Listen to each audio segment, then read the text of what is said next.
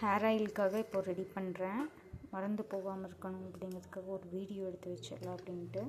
ஒரு நெல்லிக்காய், பெரிய நெல்லிக்காய் வந்துட்டு ஒரு 6 நெல்லிக்காய், சின்ன வெங்காயம் ஒரு 15 சின்ன வெங்காயம், 2-3 பல் பூண்டு, அப்புறம் 2 ஸ்பூன் வெந்தயம், ஒரு 10 மிளகு,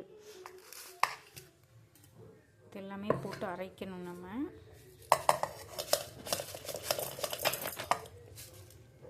இது கூடயே என்னென்ன அரைக்க போகிறோம்னா, நம்ம கத்தாழை, ஆலோவேரா வந்துட்டு ஜெல்ல தனியாக எடுத்து வச்சுருக்கோம்.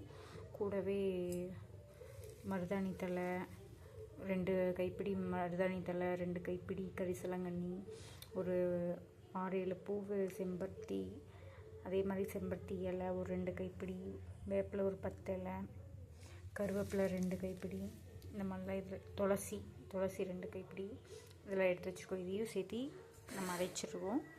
அதுக்கப்புறம் இதெல்லாம் வந்துட்டு அரைச்சதுக்கப்புறம் எண்ணெயில் கலக்கிறதுக்கு பன்னீர் ரோஸ், இப்போதைக்கு எங்கிட்ட இதுதான் இருக்காது. அப்புறம் வெட்டி வேறு, ரோஸ்மெரி லீஃபு, அப்புறம் லெமன், எல்லாமே ஜூஸு, தோல், கொட்டை எல்லாமே போடுறோம். அதுக்கப்புறம் இந்த இது கருஞ்சீரக பொடி, அது ஒரு 2 ஸ்பூன். இது பொடியாக இருக்குதுங்கிறதுனால லாஸ்ட்டாக அரைச்சதுக்கப்புறம் கலந்து எல்லாத்தையும் ஒன்றா சேர்ந்து கொதிக்க வைக்கணும்.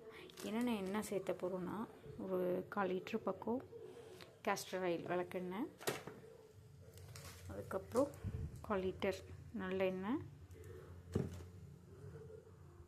அதுக்கப்புறம் 1/4 லிட்டர் தேங்காய் எண்ணெய், பியூர் கோகோனட் ஆயில்.